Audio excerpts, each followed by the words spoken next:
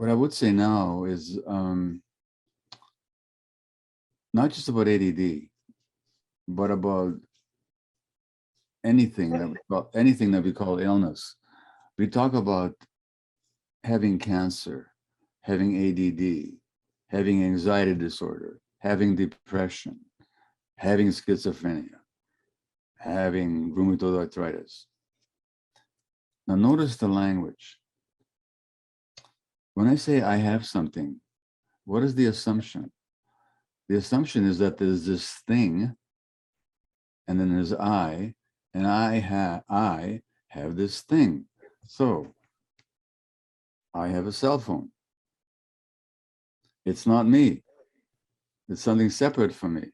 It's a thing that I have. I could give it away if I wanted to. I could lock it in the closet if I wanted to, or I could use it if I wanted to. But it's not me. So when somebody says, I have ADD, or I have anything, it's the same language. There's this thing called ADD, and then there's me, and I have this thing. But what if there isn't a thing? What if there's a process?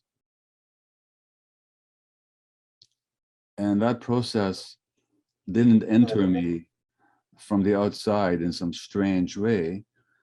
That process is a response to my life.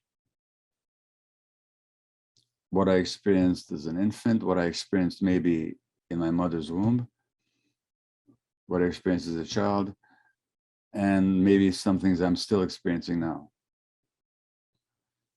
If it's a process, and this is true again for everything we call illness, most everything, not everything, most everything, chronic everything for sure.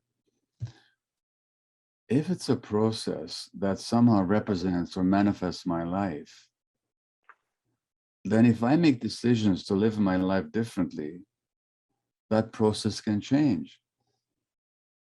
So so when people say you got rheumatoid arthritis and it's going to behave this way, they're making the assumption that rheumatoid arthritis has got a life of its own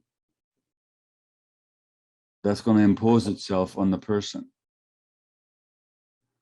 But if I say the ADD, if I see the ADD, if I see the rheumatoid arthritis as a process that's manifesting that person's life, and if I can help that person get agency over their life, then that life can change. That process can change. And that thing can change too.